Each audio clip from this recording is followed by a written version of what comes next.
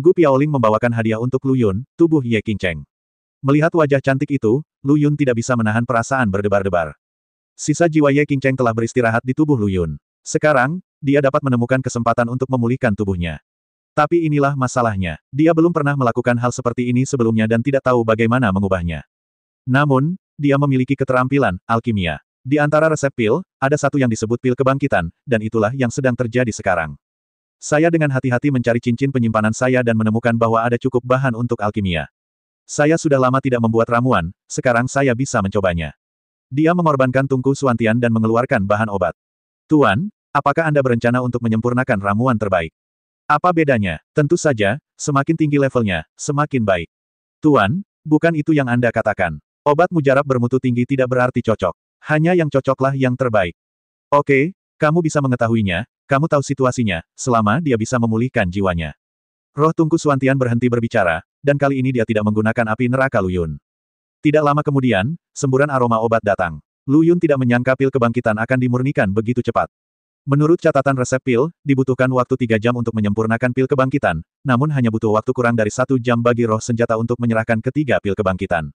Sambil memegang pil kebangkitan yang panas, Lu Yun memasukkan satu ke dalam mulut Ye Qingcheng, dan pada saat yang sama, memanggil sisa jiwa Ye Qingcheng. Xiao Lu Yun, ada apa denganmu? Ye Qingcheng, yang baru saja keluar, masih tidak tahu apa yang terjadi dan menatap Lu Yun dengan tatapan kosong. Lu Yun menunjuk ke tubuh di sofa, Ye Qingcheng berbalik dan melihat sekeliling, dan tidak bisa menahan untuk tidak berseru. Ini tubuhku. Qingcheng, sudah hampir waktunya untuk mendapatkan kembali wujud aslimu. Apakah kamu bahagia?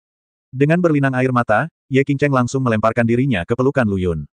Lu Yun menepuk punggungnya dengan lembut dan berbisik, oke, saya telah meminum pil kebangkitan. Anda segera kembali ke tubuh Anda. Saya akan melakukan sisanya. Ya, jawab Ye Qingcheng, lalu dengan enggan melepaskan tangannya, berbalik dan melemparkan dirinya ke dalam tubuhnya. Lu Yun buru-buru membuat segel tangan dan dengan cepat menembus tubuh Ye Qingcheng. Kemudian dia menarik napas dan duduk di samping menunggu Ye Qingcheng bangun. Waktu yang lama. Tidak, saya sudah meminum pil kebangkitan dan menggunakan semua teknik yang diperlukan, tapi mengapa orang itu tidak bangun? Tuan, saya tidak mengatakan bahwa Anda akan segera sembuh setelah meminum ramuan itu. Suantian Furnace Spirit berkata, hal semacam ini bervariasi dari orang ke orang, dan ada kemungkinan kegagalan. Itu tergantung pada keberuntungan dan nasib. Petik 2. Sial, kenapa kamu tidak memberitahuku lebih awal? Lu Yun buru-buru bergegas ke sisi Ye Qingcheng, menyandarkan kepalanya di belakangnya, dan jejak energi kerajaan perlahan memasuki tubuhnya. Setelah beberapa tes, Lu Yun akhirnya merasa lega. Jiwa Ye Qingcheng telah kembali ke tubuhnya. Alasan mengapa dia belum bangun adalah karena jiwanya masih terluka. Dalam hal ini, tentu saja, Anda dapat meminum ramuan itu lagi, tetapi yang terbaik adalah menggunakan kemampuan fisik Ye Qingcheng sendiri untuk pulih secara otomatis. Karena Ye Qingcheng baik-baik saja, dia merasa lega dan menyerahkan sisanya pada waktunya. Ketiga putri Luoli datang dan menangis saat melihat pemandangan ini. Xiao Lu Yun, kami pikir kamu sedang berhubungan dengan goblin lain. Kami siap memberimu pukulan yang bagus, tapi kami tidak berharap kamu begitu perhatian. Wow. Xiao Lu Yun, kapan kakak perempuan tertua akan bangun? Lu Yun memandang mereka bertiga tanpa daya. Seharusnya segera terjadi. Dia berkata kepada ketiga gadis itu, ngomong-ngomong, tingkat kultivasimu sepertinya agak terlalu rendah. Oke, kamu sebenarnya tidak menyukai kami sekarang, bukan? Setidaknya kami tidak menahanmu sekarang, kan? Xiao Lu Yun, apa maksudmu dengan ini? Tiga wanita dalam satu adegan membuat Lu Yun pusing. Setelah mereka berbicara lama, dia akhirnya menemukan kesempatan untuk menyela. Baiklah, tolong dengarkan saya dulu. Alasan mengapa saya mengatakan tingkat kultivasi Anda rendah terutama karena bencana 10.000 tahun. Setelah mendengar ini, ketiga wanita itu berhenti berusaha memukul seseorang. Xiao Lu Yun benar, kita tidak bisa mengandalkan dia untuk selamat dari bencana itu. Luoli berkata, ngomong-ngomong, sepertinya kita belum berlatih dengan baik dalam beberapa tahun terakhir. Chu Yao dan Liu Yaner juga mengangguk setuju. Aku akan kembali ke Sekte Yin. Luoli memandang Lu Yun dengan sedikit enggan, Xiao Lu Yun, aku khawatir kita tidak akan bisa bertemu untuk sementara waktu. Tidak perlu, bukankah ini hanya kultivasi? Mengapa kamu ingin meninggalkan sisiku? Lu Yun berkata dengan heran. Saya ingin pergi juga. Liu Yaner juga berkata. Aku akan pergi bersama mereka. Chu Yao setuju. Wajah tua Lu Yun menjadi gelap, dan garis hitam langsung melintasi wajahnya. Hanya wanita dan penjahat yang sulit untuk dibesarkan. Dia akhirnya mengerti arti sebenarnya dari kalimat ini sekarang.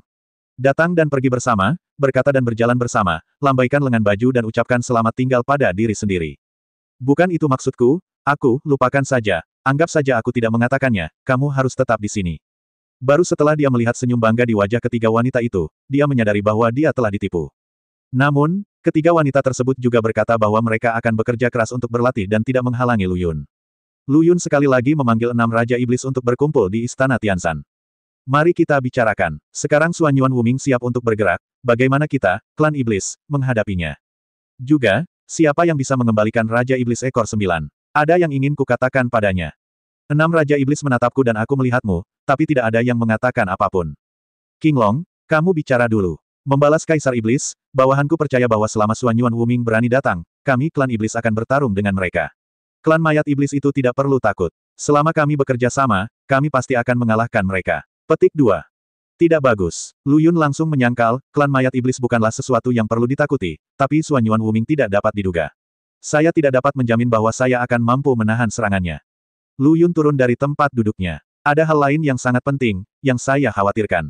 Bencana ini mungkin akan menghancurkan mereka tanpa pandang bulu. Keenam orang itu terkejut. Tidak ada seorang pun yang memiliki perkiraan akurat mengenai bencana 10.000 tahun ini. Siapa yang tahu hal luar biasa apa yang akan tiba-tiba terjadi suatu hari nanti. Adapun Raja Iblis ekor 9 Qin Jewer, Raja Iblis Sapilah yang mengemukakan pendapatnya sendiri. Tuan Raja Iblis ekor 9 bisa memberinya perintah atau menyebarkan berita bahwa Anda sedang mencarinya. Saya tidak percaya. Dengan status dan reputasi Anda saat ini, dia masih berani untuk tidak kembali untuk melihat Anda. Lu Yun mengerutkan bibirnya. Kemungkinan ini memang ada. Pada awalnya, Raja Iblis ekor 9 punya caranya sendiri dan tidak mendengarkannya sama sekali. Hei, penjahit Wu membawa pasukan Fajar ke Gunung Brokebak. Jika tidak, akan lebih tepat bagi mereka untuk pergi ke Qin Jiwer. Lu Yun menghela nafas, mari kita sebarkan saja dan katakan bahwa aku, Kaisar Iblis, perlu berbicara dengannya untuk mencapai kesepakatan. Semakin banyak sekte tersembunyi memilih untuk bekerja sama dengan sekte Yuntian, dan Lu Yun telah menunggu orang bernama sekte Tiandao untuk menghubunginya. Pasukan mayat iblis Xuan Yuan Wuming tiba di dunia spiritual timur beberapa hari kemudian, tetapi mereka ditempatkan di Gunung Wuliang dan tidak melancarkan serangan. Penjahit Wu mengirimkan berita bahwa korps mayat iblis sepertinya sedang menunggu, tetapi tidak diketahui apa yang mereka tunggu. Karena mereka tidak ada hubungannya dengan setan. Lu Yun duduk di kursi dan bermeditasi. Dia berpikir, bagaimana jika Dawn Army tidak bisa menghentikan suku mayat iblis? Saya tidak menyangka musuh akan menyerang, tapi saya mengira Ratu Laut Dalam akan datang. Tuan Kaisar Iblis, klan Laut Dalam kami ingin kembali ke klan Iblis, dan kami berharap Kaisar Iblis setuju. Kata Ratu Laut Dalam sambil menangkupkan tangan. Kenapa tidak? Aku akan menelepon King Long nanti dan memintanya untuk secara pribadi memilihkan sebidang tanah untukmu klan Laut Dalam. Jika kamu melewatkan sesuatu, tanyakan saja padaku. Ratu Laut Dalam terkejut. Dia tidak menyangka Lu Yun akan setuju dengan senang hati. Tuan Kaisar Iblis, maukah kamu berhenti memikirkannya? Apa yang perlu dipertimbangkan? Bencana 10.000 tahun telah dimulai, dan saya masih memikirkan bagaimana Anda dapat melindungi klan iblis Anda jika perang pecah. Anda jauh dari klan iblis, berkata, tidak apa-apa sekarang. Kembali ke tanah leluhur klan iblis, keselamatanmu terjamin. Tapi, Tuan Kaisar Iblis, siapa yang akan menyelesaikan misi klan Laut Dalam? Ratu Laut Dalam mengungkapkan kekhawatirannya. Misi, apa misi klan Laut Dalammu? Jelas sekali Lu Yun tidak mengetahui masalah ini. Ini, sebaiknya aku menceritakannya kepada Kaisar Iblis. Ratu Laut Dalam menundukkan kepalanya, berpikir lama, dan akhirnya berkata, lebih dari 9.000 tahun yang lalu, klan Iblis Laut Dalam milikku awalnya berada di tanah leluhur klan Iblis. Tetapi kemudian, karena Raja Iblis mendambakan musuh klan Iblis, maka dia memerintahkan klanku untuk menekan mereka di sana. Oh, apa yang terjadi? Ceritakan padaku secepatnya. Ya, saat itu, ada sejenis makhluk di dunia spiritual. Mereka tinggal di wilayah laut tempat kita ditempatkan. Makhluk semacam ini lahir dengan kekuatan tak terbatas, dan mudah untuk dibudidayakan. Akibatnya, mereka hampir tidak memiliki lawan di dunia spiritual. Dengan pesatnya perkembangan jumlah ras, wilayah laut dalam tempat mereka berada tidak dapat lagi memenuhi perkembangan ras, sehingga mereka memilih untuk memperluas. Jalan pintas tercepat untuk melakukan ekspansi adalah dengan menyerang wilayah ras lain. Saat itu, dunia spiritual barat masih tandus dan tidak cocok untuk bercocok tanam, apalagi bertahan hidup, jadi mereka mengarahkan pandangan mereka ke dunia spiritual timur. Klan Iblis pada saat itu tidak sekuat sekarang, dan jauh lebih lemah dari ras itu. Namun, Raja Iblis pada saat itu tidak mau membiarkan tanah airnya dirusak dengan cara apapun, jadi klan Iblis dan itu klan pilih untuk berperang. Saya tidak akan mengatakan banyak tentang prosesnya, hanya hasilnya. Klan Iblis menderita kerugian besar, dan kerja keras Kaisar Iblis selama bertahun-tahun sia-sia. Dan klan itu bahkan lebih buruk lagi, dan hampir musnah. Tunggu sebentar, klan mana yang kamu bicarakan? Lu Yun menyela. Kembali ke Raja Iblis, menurut klan Chronicle, dari klan Laut Dalam, ras itu disebut klan Nao, dan merupakan penguasa Laut Dalam. Di era ketika mereka mendominasi wilayah Laut Dalam, tidak ada ras lain berani pergi ke sana. Di akhir perang, Raja Iblis terluka parah dan tidak dapat bertahan lagi. Oleh karena itu, Pada saat itu, Raja Klan Laut Dalam kami berinisiatif meminta kami, Klan Laut Dalam, untuk pergi ke Nao, wilayah klan untuk menekannya. Dan Raja Iblis juga menggunakan kekuatan terakhirnya untuk bersatu dengan 7 Raja Iblis pada saat itu dan membentuk formasi besar di wilayah suku Nao untuk menekan suku Nao yang berpartisipasi. Kamu tahu bahwa jika suatu ras dimusnahkan, itu akan dihukum oleh surga. Namun, ras iblis kita baru saja mengalami perang dan perlu memulihkan diri. Kita sama sekali tidak mampu melawan hukum surga. Dalam sekejap, lebih dari 9.000 tahun telah berlalu, tapi kami, Klan Laut Dalam, masih menjaga tempat itu.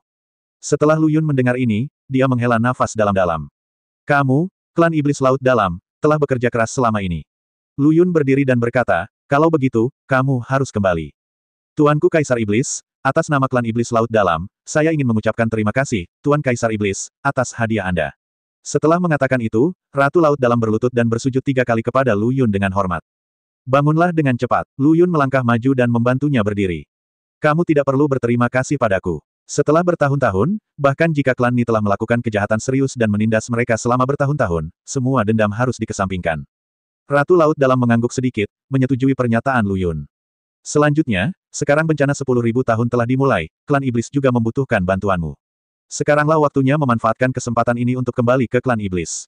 Ratu Laut Dalam sangat gembira. 2 baris air mata panas mengalir tak terkendali. Tuan Kaisar Iblis, kasih sayangmu terhadap klan Iblis Laut Dalam tidak akan terlupakan bagi kami. Yakinlah, Tuan Kaisar Iblis, bahwa aku, klan Iblis Laut Dalam, akan melakukan yang terbaik untuk menyelamatkan klan Iblis sampai mati. Aku serius, bencana 10.000 tahun tidak seseram kelihatannya. Kamu. Laporkan, Tuan Kaisar Iblis, Legiun Mayat Iblis telah melancarkan serangan ke Gunung Wuliang. Sebuah klan Iblis tiba-tiba datang untuk melapor. Itu tamparan di wajah, saudaraku. Saya baru saja mengatakan bahwa malapetaka itu tidak terlalu buruk. Sekarang Anda datang ke sini dan suruh saya memulai perang. Lu Yun diam-diam melirik ke arah Ratu Laut Dalam, dan melihat bahwa dia tidak bereaksi. Dia berkata, beritahu penjahit Wu untuk mengawasinya, dan pastikan untuk menghentikan klan mayat iblis, dan laporkan kepadaku kapan saja jika ada situasi apapun. Ya, klan iblis menerima perintah itu dan pergi. Tuan Kaisar Iblis, klan Iblis Laut Dalam kita dapat tiba di Gunung Wuliang dalam waktu 2 hari, menyerahkan klan mayat iblis itu kepada kita. Oke, kalau begitu aku akan mengganggumu. Perhatikan keselamatanmu. Terima kasih, Tuan Kaisar Iblis, atas perhatian Anda. Ratu Kedalaman telah tiada. Lu Yun sedang mondar-mandir sendirian di aula. Klan Ni juga harus menjadi kekuatan yang bisa digunakan, kan? Tuanku Kaisar Iblis, apa yang kamu khawatirkan? Di luar aula utama, sosok familiar berjalan dengan cepat. Raja Iblis Kera. Orang yang datang tidak lain adalah Sun Lai, Raja Iblis dari dunia spiritual barat yang pernah memecahkan metode rahasia Songba. Hahaha. Kamu datang tepat pada waktunya. Lu Yun melangkah maju dan memeluknya erat. Tuan Kaisar Iblis, tolong lepaskan secepatnya. Saya tidak suka ini. Sun Lai mendorong Lu Yun pergi dengan paksa. Lu Yun tidak peduli, hanya menatapnya sambil tersenyum. Oke, sekarang klan Iblis sedang mempekerjakan orang, ini adalah waktu yang tepat bagi Raja Iblis Kera untuk kembali. Cucuku juga berpikir begitu. Aku ingin tahu misi apa yang akan diberikan Raja Iblis kepada cucuku. Tanya Sun Lai. Lu Yun berpikir sejenak dan kemudian berkata, Tuan Long pergi ke dunia spiritual barat, dan saya tidak tahu apa yang terjadi sekarang. Saya sangat khawatir tentang keselamatannya. Bagaimana kalau Raja Iblis Kera melakukan perjalanan untuk saya? Bagus. Sun Lai berbalik dan pergi. Tunggu sebentar, Raja Iblis Kera. Lu Yun segera memanggilnya. Tuan Raja Iblis, apalagi yang kamu inginkan? Raja Iblis Kera berbalik dan bertanya. Yah, Tuan Long sedang mencari Suan Yuan Wu untuk dipilih. Kamu harus lebih berhati-hati. Klan Iblis masih membutuhkanmu, dan aku juga membutuhkanmu. Namun, ketika Sun Lai mendengar apa yang dia katakan, dia memelototinya dengan jijik, berbalik dan pergi tanpa berhenti sama sekali. Lu Yun menyeka hidungnya dengan canggung. Hei, kenapa ambigu sekali? Ini bukan niatku. Awalnya, dia hanya ingin mengungkapkan kegembiraannya, tapi dia tidak menyangka hal itu akan merugikan dirinya sendiri. Kembali ke halaman dalam, Lu Yun menemukan bahwa ketiga wanita itu tidak keluar untuk menyambutnya. Dia dengan penasaran masuk ke ruangan untuk memeriksa dan menemukan bahwa ketiga wanita itu sedang berlatih. Hei, apakah aku berbicara terlalu kasar? Kembali ke kamarnya, Lu Yun mulai menganalisis situasi saat ini di dunia spiritual. Setelah banyak pertimbangan, dia akhirnya memusatkan seluruh pikirannya pada Sekte Tiandao. Saat itu, ketika saya naik tahta Kaisar Iblis, seorang pemuda datang dari Sekte Tiandao. Dia juga memberi saya 12 manik-manik, mengatakan itu adalah lingkaran sihir sekte mereka. Mengatakan itu, dia mengorbankan 12 manik-manik.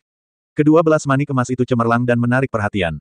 Lu Yun dengan hati-hati merasakan tanda di dalamnya, dan akhirnya matanya membelalak karena terkejut. Benar saja, Sekte Tiandao memiliki beberapa rahasia, dan mereka benar-benar dapat membayangkan lingkaran sihir misterius seperti itu. Lu Yun berkata dengan kaget, selain itu, ada kekuatan misterius dalam lingkaran sihir ini, yang mirip dengan pagoda Tianji. Memikirkannya dengan hati-hati, Lu Yun tidak bisa menahan diri untuk tidak menghirup udara dingin.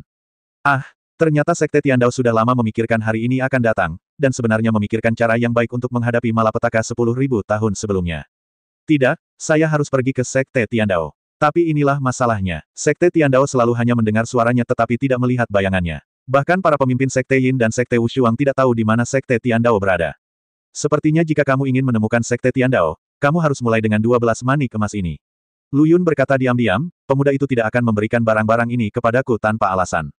Lu Yun berpikir, bisakah dia menemukan lokasi Sekte Tiandao selama dia memahami lingkaran sihir Sekte Tiandao? Pertanyaan ini patut dicoba. Jadi, Lu Yun duduk bersila di sofa, menutup matanya rapat-rapat, dan membenamkan kesadarannya ke dalam 12 manik emas ini.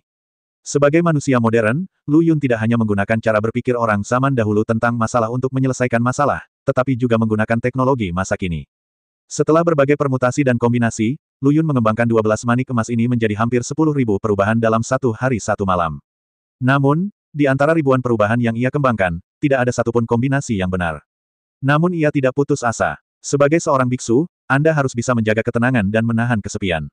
Hingga malam ketiga, saat Lu Yun berevolusi semakin cepat dan menjadi semakin mahir, dia telah mengembangkan sebanyak 86.000 kombinasi dari 12 manik emas ini. Seluruh tubuhnya dikelilingi oleh aura kerajaan, dan pangeran emas dengan warna ungu terus membasahi tubuh Lu Yun. Yang tidak dia ketahui adalah bahwa selama proses evolusi ini, tingkat kultivasi Lu Yun telah meningkat pesat tanpa disadari. Meski belum mencapai tingkat terobosan, namun jaraknya tidak jauh. Akhirnya, setelah dia berevolusi menjadi 91.364 perubahan, dia perlahan membuka matanya. Wajah Lu Yun tetap tenang seperti biasanya, jantungnya berdebar kencang, dan tidak ada gelombang di matanya. Wajah tegasnya tanpa ekspresi. Ternyata Sekte Tiandao benar-benar memberi saya kesempatan besar. Susunan ini bukanlah lokasi Sekte Tiandao, tetapi membantu saya menyempurnakan landasan Tao dan memperkuat hati Tao saya. Sekarang, jika saya menemui sesuatu, saya bisa menghadapinya dengan tenang. Sekte Tiandao benar-benar bijaksana. Namun semakin sering hal ini terjadi, semakin Lu Yun ingin tahu orang seperti apa pemimpin Sekte Tiandao itu, dan seberapa jauh pandangan orang tersebut. Anda tahu, selain kebenaran yang Lu Yun sadari dari 12 manik emas ini, dia juga memiliki pemahaman baru tentang metode pertempuran. Sapu tangan rahasia dapat menutupi rahasia di area kecil tanpa diketahui oleh siapapun, dan jalan surga tidak dapat melakukannya, tetapi waktunya terlalu singkat. Arai Tianji berbeda, jangkauannya bisa besar atau kecil. Bahkan seluruh dunia spiritual dapat menggunakan arai ini. Jika saya dapat menerapkan arai besar ini ke seluruh dunia spiritual, bukankah itu berarti 10.000 tahun bencana dapat sepenuhnya dihindari? Memikirkan hal ini, Lu Yun tiba-tiba membuka matanya. Tidak, Dao besar berumur 50, evolusi surgawi 49, dan salah satunya adalah pelarian manusia. Dao surgawi tidak lengkap, pasti ada cara untuk bertahan hidup. Dia berdiri dan melangkah keluar. Dunia spiritual barat. Di luar ibu kota kekaisaran. Dari kejauhan, Long Dapao melihat klan mayat iblis berkeliaran. Dia dan Long Ying terbaring di puncak gunung, tidak bergerak. Kenon, Suanyuan Wuming itu seharusnya berada di hutan lebat di depan. Saya sudah merasakan ada kekuatan yang sangat kuat dan tidak dapat diprediksi di hutan lebat. Long Ying berkata dengan rasa takut. Ya, sepertinya Dragon Canonku telah ditipu kali ini. Long Canon bergumam dengan wajah gelap. Di dunia spiritual, Long Canon dikenal tak terkalahkan dalam pertarungan tunggal, tetapi menghadapi reinkarnasi dari Suanyuan Wuming, dia pikir dia tidak memiliki peluang untuk menang. Kalau tidak, ayo kembali dan beritahu Lu Yun bahwa tidak apa-apa jika kita tidak bisa mengalahkannya, saran Long Ying. Bagaimana itu bisa dilakukan? Jika kamu mengatakan ini, aku akan menyesal atas reputasiku sebagai Raja Duel. Long Dapao tidak senang. Kalau begitu silakan dan lihat apakah kamu akan mati di tangan Suanyuan Wuming, kata Long Ying dengan marah. Aku yang tercepat saat ini, jangan marah. Long Dapao buru-buru menghiburnya. Jika aku tahu kamu akan mati, aku tidak akan mengikutimu ke dunia roh. Long Ying berkata dengan marah, untungnya, kita belum menikah, jika tidak, bukankah aku harus menikah menjadi janda? Kamu tidak akan menjadi janda. Sebuah suara tanpa emosi muncul di belakang mereka berdua, dan mereka segera berbalik. Pada saat yang sama, Long Dapao mengorbankan pedang King Long, dan rapier King Long milik Long Ying juga memegang bunga pedang di tangannya. Siapa kamu? Teriak Long Dapao. Suanyuan Wuming, ada apa? Kamu bahkan tidak mengenalku, dan kamu datang untuk menantangku. Long Dapao belum pernah melihatnya sebelumnya, dan tentu saja dia tidak mengenalnya, tapi dia punya firasat di hatinya. Mengesampingkan tempat lain, termasuk dunia spiritual dan dunia bawah, dia belum pernah bertemu siapapun yang bisa datang diam-diam lulus Dapao panjang. Oleh karena itu, dia benar-benar tidak ingin percaya bahwa orang di depannya adalah Suanyuan Wuming. Apakah kamu ingin bertarung? Aku bisa menemanimu, Tapi jangan khawatir, aku tidak tertarik membunuhmu. Suanyuan Wuming menoleh ke Long Yan lagi, jadi, kamu tidak akan menjadi janda. Tentu saja, setidaknya dalam memilih bencana, Anda akan memiliki setengah dari kemungkinan pilihan. Keduanya bingung, namun meski tidak mengerti, Long Dapao tetap menyulut semangat juangnya. Bagaimanapun, Lu Yun memintanya datang ke sini untuk mencari tahu kebenarannya. Tentu saja aku ingin bertarung. Bergeraklah. Pedang King Long mengeluarkan hembusan angin dan menyerang langsung ke arah Suanyuan Wuming. Namun, yang tidak diharapkan Ling Long Cannon adalah tubuh Suanyuan Wuming tidak bergerak sama sekali. Pengadilan kematian. Kekuatan tangan Long Cannon tidak berkurang, dan dia menusuk langsung ke tubuh Suanyuan Wuming. Namun, tubuh Suanyuan Wuming berubah menjadi bayangan dan masih berdiri di sana. Sudah kubilang, kamu bukan tandinganku, kata Suanyuan Wuming dingin. Tidak, Long Dapao berkata dengan jujur, kamu tidak mengatakan ini. Menarik pisaunya dan menebasnya lagi, Suanyuan Wuming masih tidak bergerak, tetapi meriam naga tidak bisa melukainya. Long Dapao diam-diam ketakutan, tapi wajahnya tetap tenang. Sikap tenang Yang Cheng selama bertahun-tahun membuatnya dengan cepat memikirkan cara untuk menghadapi serangan itu. Bahkan jika tingkat kultivasi Suanyuan Wuming jauh lebih tinggi daripada Long Cannon, selama dia adalah seorang biksu, dia pasti akan memiliki kelemahannya sendiri. Bahkan jalan surga mungkin bukannya tanpa kelemahan. Tampaknya seperti serangan sembarangan, tetapi wajah Suanyuan Wuming memalingkan muka dengan jijik. Ketika meriam naga melancarkan serangan ke-81, dia tiba-tiba menarik diri. Mengapa kamu melarikan diri? Long Dapao bertanya. Aku penasaran, kenapa kamu terus menyerang meskipun kamu tahu kamu tidak bisa mengalahkanku? Tanya Suanyuan Wuming. Mau tahu, lalu tusuk aku lagi. Suanyuan Wuming hanya berdiri diam dan membiarkan pedang naga Azure di tangan Long Cannon menyerang tubuhnya. Bagaimanapun, baginya, serangan meriam naga bahkan tidak tinggal selangkah lagi. Ketika Long Dapao melakukan 361 pemotongan, Long Ying memanggilnya untuk berhenti. Cannon, aku menemukan kelemahannya. Long Dapao memegang pedangnya dan kembali ke sisi Long Ying, hanya untuk melihat Long Ying terbaring di telinga Long Dapao dan membisikkan beberapa kata yang meremehkan. Namun, tindakan seperti itu membuat Suanyuan Wuming langsung pucat. Apa yang kamu katakan? Kenapa aku tidak bisa mendengar sepatah kata pun? Haha, ini adalah metode rahasia klan nagaku. Kamu sendiri tidak dapat mendengarnya. Long Cannon tersenyum dan berkata, sekarang, kamu harus bersiap, aku akan menyerang kelemahanmu. Momentum seluruh tubuh Long Chano melonjak seketika, dan semua energi spiritual terkonsentrasi pada pedang King Long miliknya. Pedang King Long tiba-tiba bersinar terang, dan aura penghancur surga tiba-tiba meledak. Bas! Terdengar suara pisau yang menyenangkan, dan bilahnya sedikit bergetar, jelas terlihat bersemangat. Pedang King Long bahkan tidak lebih kuat dari pedang naga besar. Meskipun pedang naga besar memiliki latar belakang yang bagus, pedang King Long saat ini menunjukkan semacam paksaan yang dapat menghancurkan dunia. Wajah Suanyuan Wuming sedikit berubah warna. Meskipun dia tidak takut dengan momentum ini, dia masih memikirkan apa yang baru saja dikatakan Long Dapao. Teknik rahasia klan naga. Teknik rahasia klan naga. Golok. Pisau meriam naga menyerang dari atas ke bawah, Suanyuan Wuming mengangkat matanya, dan kemudian seluruh tubuhnya mulai kabur. Namun, pedang naga hijau langsung mengubah arahnya dan langsung memotong pergelangan kaki kiri Suanyuan Wuming. Perubahan ini mengejutkan Suanyuan Wuming, dan dia buru-buru mundur untuk menghindari pukulan yang tak terhindarkan ini. Tapi Long Cannon tidak berhenti, dia memutar pergelangan tangannya dan mengusapkannya ke pergelangan kaki kanan Suanyuan Wuming. Suanyuan Wuming menarik kembali kaki kanannya dengan panik. Dengan cara ini, fokus serangan meriam naga semuanya jatuh pada tubuh bagian bawah Suanyuan Wuming. Dalam sekejap mata, mereka berdua sudah berada lebih dari 20 kaki jauhnya dari tempat mereka berada. Oh, ledakan! Suanyuan Wuming tidak tahan lagi, dan akhirnya mengambil tindakan. Tidak peduli senjata apa yang dia gunakan, dia langsung mengayunkan King Long Sabre milik Long Cannon. Permainan macam apa yang kamu lakukan? Kenapa kamu hanya melihat kakiku? Hehe, aku suka kakimu, apakah ada masalah? Long Dapao tertawa, mengangkat pedang King Long lagi, dan menebas pergelangan kaki lawan tanpa ampun. Mendengus. Suanyuan Wuming mendengus dingin dan berdiri diam. Namun, meriam naga mengubah arah lagi, membalik pergelangan tangannya, dan bilahnya mengarah ke atas, menebas langsung dari selangkangan Suanyuan Wuming ke atas kepalanya. Dia bergerak sangat cepat sehingga Suanyuan Wuming tidak punya waktu untuk bereaksi. Meskipun serangan Dragon Cannon tidak dapat menyebabkan kerusakan nyata padanya, serangan itu sangat menghina. Anda, Suanyuan Wuming sangat marah hingga giginya gatal, tetapi dia tidak bisa berkata apa-apa. Jelas dia lebih baik dari Long Dapao, tapi dia memilih untuk menggodanya dengan cara ini, jadi jangan salahkan Long Dapao karena menjijikkan. Metode serangan yang hampir seperti nakal ini membuat Suanyuan Wuming tidak bisa berkata-kata. Mungkinkah sebagai keluarga kerajaan kuno, Long Dapao, kamu tidak bisa bertarung? Tapi sebelum kata-katanya keluar, dia memikirkan dirinya sendiri. Kenapa dia tidak menghadapi serangan Long Cannon dengan sikap main-main? Tapi Suanyuan Wuming bertepuk tangan, dan tubuhnya perlahan menjadi padat. Oke, aku akan melawanmu secara terbuka hari ini. Ayo, ayo. Suanyuan Wuming mengambil posisi dan menunggu meriam naga menyerang. Jangan berkelahi. Long Kenon menyingkirkan pedang King Long dan pergi bersama Long Ying, mengabaikan Suan Yuan Wuming yang marah di belakangnya. Namun, Long Dapao tampak tenang, tetapi di dalam hatinya dia panik. Dia terus bergumam dengan suara rendah, "Jangan datang. Jangan datang." Baru setelah mereka berdua menghilang dari pandangan Suan Yuan Wuming, dia menghela nafas lega. Tubuh Long Dapao sudah basah oleh keringat. "Hah? Apa yang baru saja kamu katakan di telingaku? Di mana kelemahan orang itu?" Long Dapao bertanya dengan suara rendah. "Aku baru saja berpikir untuk membingungkan Suan Yuan Wuming. Bagaimana aku bisa tahu di mana kelemahannya?" Long Ying memutar matanya ke arah Long Kenon. Lu Yun buru-buru lari keluar dari istana Tianzan dan menatap ke langit. Tao bisa menjadi Tao, bukan Tao, tapi Tao permanen. Taoku ada di hatiku. Akulah Tao. Karena Tao adalah aku tidak punya perbedaan. Entah bagaimana, perasaan menyatu dengan alam muncul secara spontan di hati Lu Yun. Segala sesuatu di sekitarnya tampaknya berada dalam persepsinya, dan dalam sekejap, orangnya melayang ke udara. Di antara awan, Lu Yun merasakan angin sepoi-sepoi bertiup. "Sekte Tiandao, Lu Yun ingin bertemu denganmu." Riak yang berputar tiba-tiba muncul di udara yang awalnya tenang. Riak itu perlahan menyebar, dan portal seperti riak air muncul. Lu Yun menggelengkan kepalanya dan masuk. Pemandangan mempesona yang tak terhitung jumlahnya melintas di depan mataku, dan pemandangan terakhir benar-benar seputih salju.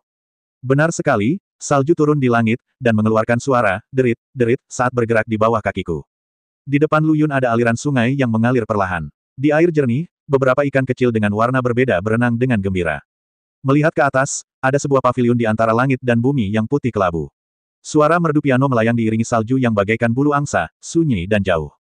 Yang memainkan harpa adalah seorang pemuda, berpakaian putih seperti salju, menyatu dengan dunia. Tao itu alami, dan pikiran sangat jernih. Diiringi suara piano, Lu Yun berjalan dengan santai dan puas. Namun, menurut pengamatan visualnya, panjang jalan itu hanya lebih dari 10 kaki, namun ia berjalan selama 1 jam penuh. Saat lagu berakhir, pemuda itu dengan lembut meletakkan tangannya, menatap Lu Yun, dan berkata sambil tersenyum, "Tuan Kaisar Iblis, kamu masih menemukanku." Lu Yun menangkupkan tangannya dan membungkuk dalam-dalam. Pemuda itu berdiri sambil tersenyum dan membalas sapaannya sambil memberi isyarat mengajak. Lu Yun mengangkat pakaiannya dan melangkah ke paviliun. Keduanya duduk berhadapan. "Saya bertanya-tanya mengapa Raja Iblis Kaisar datang ke sini." Pemuda itu bertanya dengan lembut. "Bencana 10.000 tahun telah dimulai. Aku tidak menyangka kamu begitu anggun di usia semuda itu." Pemuda itu tersenyum lalu berkata, "Bencana 10.000 tahun ini tidak bisa dikendalikan oleh manusia. Daripada memikirkan bagaimana menghindari malapetaka ini sepanjang hari, lebih baik biarkan alam mengambil jalannya." Lu Yun bertepuk tangan dan berkata dengan keras, "Adalah baik membiarkan alam mengambil jalannya. Haha, tapi sebagai Raja Iblis, aku tidak bisa sebebas dan semudah kamu. Itu tergantung pada bagaimana Kaisar Iblis memandang dua kata hidup dan mati." Pemuda itu berkata dengan senyuman di wajahnya, "Orang-orang di dunia sering berpikir bahwa kami para praktisi dapat hidup selamanya, bahwa faktor eksternal mempunyai pengaruh tertentu terhadap kita." Pemuda itu berdiri, meletakkan tangannya di belakang punggung, dan berjalan perlahan di paviliun. "Kecuali para beku, jika mereka tidak menghormati alam, mereka akan tersingkir oleh alam. Ini adalah fakta yang tidak dapat diubah oleh siapapun. Karena itu, ketika ratusan juta makhluk menunggu untuk Anda selamatkan, Anda akan merasa memiliki tanggung jawab yang berat, tetapi Anda tidak dapat berbuat apa-apa. Ini semacam kesedihan. Tuan Kaisar Iblis, Anda terlalu gigih dan menganggap urusan luar terlalu serius," bujuk pemuda itu. "Ia mungkin di mata atasan kita semua adalah semut. Bagaimana kita bisa menganggap orang biasa bermental seperti ini?" "Darah," Lu Yun berkata dengan serius. "Tuan Kaisar Iblis, silakan lihat." Saya melihat pemuda itu mengulurkan tangan kanannya. Di telapak tangannya, ada sebatang pohon kecil yang berangsur-angsur tumbuh, kemudian tumbuh daun, 1, 2. Kemudian mereka berbunga, gugur, dan berbuah. Layu. Angin dan salju berlalu, dan semuanya menghilang seperti asap. Abu kembali menjadi debu, bumi kembali ke bumi, makhluk abadi akan mati, tidak terkecuali para dewa. Pemuda itu memandangi salju tebal di luar paviliun, bahkan jalan surga akan berubah suatu hari nanti. "Kata-katamu sepertinya membangunkanku, tapi sepertinya kamu tidak mengatakan apa-apa. Tuan Raja Iblis, anggap saja salju tebal ini datang dari langit dan turun dari tanah. Itu dimulai berulang kali, hari demi hari, tahun demi tahun. Tampaknya tidak ada habisnya, tetapi kenyataannya itu adalah hidup dan mati di dalam sejenak. Saya tidak mengerti apa yang Anda bicarakan. Saya hanya tahu bahwa sekali seseorang hidup, tumbuh-tumbuhan itu akan bertahan selamanya. Kalau hilang, maka hilang. Kalau muncul lagi, tidak akan sama seperti dulu, dan rasanya juga akan berubah." "Ya, perkataan Raja Iblis sangat berwawasan luas, tapi lalu kenapa? Bisakah kamu mengubah salju? Atau bisakah kamu mengubah tanaman dan pepohonan, atau nasib makhluk-makhluk itu? Sebagai manusia, hidupmu biasa-biasa saja. Mereka yang menggunakan benda sebagai objek hendaknya memanfaatkannya sebaik-baiknya dalam hidup ini. Menjadi makhluk abadi, Anda bisa mendapatkan keabadian dalam satu kehidupan. Mereka yang menjadi dewa akan mendambakan jalan surga selama sisa hidup mereka. Mereka yang mengabdi pada jalan surga harus membawa berkah bagi semua makhluk hidup di surga dan dunia. Setelah Lu Yun selesai berbicara, dia berdiri dan pergi. Tuan Kaisar Iblis, maukah kamu duduk sebentar? Pemuda itu meminta untuk tinggal. Jika kita berbeda jalan, kita tidak boleh bersekongkol melawan satu sama lain. Di luar paviliun, salju tebal masih ada, tetapi suara piano sudah tidak ada lagi, dan salju itu lewat dalam sekejap mata, lebih dari 10 kaki jauhnya. Lu Yun membeli portal riak air, tapi tidak pernah menoleh ke belakang. Kenapa kamu berpura-pura menjadi bangsawan? Kenapa kamu bermain-main? Mereka hanyalah orang-orang kecil pemalu yang hanya memikirkan diri mereka sendiri dan tidak peduli dengan orang lain. Setelah meninggalkan wilayah Sekte Tiandao, Lu Yun mengutuk dengan keras. Tak heran jika Lu Yun adalah orang yang menghargai persahabatan, dan ia diminta merelakan keselamatan orang-orang di sekitarnya demi kelangsungan hidupnya sendiri. Dia tidak bisa melakukan ini. Penjahit Wu kembali. Berdiri di depan Lu Yun dengan hormat. Tuan Kaisar Iblis, klan Iblis belum membuat perubahan apapun, mengapa Anda ingin mengusir mereka semua? Anda harus tahu bahwa melakukan hal itu akan dihukum oleh Tuhan. Tidak ada lagi pembunuhan di sana. Kembalilah bersama Daun Army dan garnisun klan Iblis. Mata Lu Yun dipenuhi kekecewaan. Sekarang dia hanya ingin sendiri dan mengabaikan kekhawatiran ini. Tapi dia tidak bisa melakukan ini. Para saudari membutuhkannya, klan Iblis membutuhkannya, dan seluruh dunia spiritual juga membutuhkannya. Tiba-tiba, dia terbangun. Anak baik, aku hampir tertipu olehmu. Lu Yun buru-buru mengorbankan 12 manik emas dan memperlihatkannya di hadapannya dalam formasi yang tak terlukiskan. Menunjuk secara acak, salah satu manik emas tiba-tiba bersinar terang. Jejak energi kerajaan dilepaskan olehnya, membungkus manik emas di dalamnya. Nenek, aku tidak menyangka akan dididik oleh seorang anak laki-laki. Sungguh menyebalkan. Aku punya niat untuk kembali dan berdebat dengan pemuda itu, tapi setelah memikirkannya aku memutuskan untuk tidak melakukannya. Bagaimana bisa dengan mudah bagiku untuk menerobos belenggu sendirian? Semakin Lu Yun memikirkan tentang berkencan dengan sesuatu yang salah, semakin dia memikirkannya dan semakin dia menyesalinya, sedemikian rupa sehingga dia sekarang tidak punya rasa malu untuk mengakui bahwa dia adalah seorang biksu. Hei, sepertinya kultivasiku tidak cukup. Bahkan jika aku pergi ke alam atas, aku hanyalah umpan meriam. Lu Yun menggelengkan kepalanya berulang kali, mengapa reaksiku begitu lambat? Kodok kecil tiba-tiba muncul di depan Lu Yun, masih terlihat gemuk seperti sebelumnya. Atas kedatangannya, Lu Yun tidak terlalu terkejut atau berharap, melainkan menyapanya dengan tenang. Mengapa kamu di sini? Karena sudah waktunya saya muncul. Katak kecil berkata sambil tersenyum, saya berkata bahwa semua yang saya lakukan dipandu oleh buku surgawi, dan orang yang menulis buku surgawi adalah Anda. Bagaimana aku bisa melihatmu? Apakah kamu tidak memegang pena surgawi di tanganmu? Itu adalah pena yang digunakan untuk menulis buku surgawi. Orang lain tidak dapat meninggalkan kaligrafi di buku surgawi, meskipun mereka memegang pena surgawi. Oke, kuakui, kata-katamu membuatku takut. Kerang kecil itu juga tertawa. Saya tidak punya banyak waktu, jadi saya akan mempersingkat cerita. Suara kata kecil tenang, tidak akan lama lagi Suan Yuan Wuming akan melancarkan serangan besar-besaran ke dunia spiritual timur, siap. Ini hanyalah awal dari bencana 10.000 tahun. Yah, aku tahu ini. Lu Yun mengangguk. Pada langkah kedua, setengah dari makhluk monstermu akan menghilang. Kamu harus siap secara mental. Sangat banyak. Bagaimana ini mungkin? Kodok kecil menggelengkan kepalanya. Ini adalah kata-kata yang baru saja muncul di kitab surga, atau dengan kata lain, Anda menulisnya, dan saya baru saja membacakannya untuk Anda. Menurut pernyataanmu, hal-hal ini ditulis olehku, jadi apakah kamu masih perlu melakukan perjalanan khusus untuk memberitahuku hal-hal ini secara langsung? Lu Yun bertanya.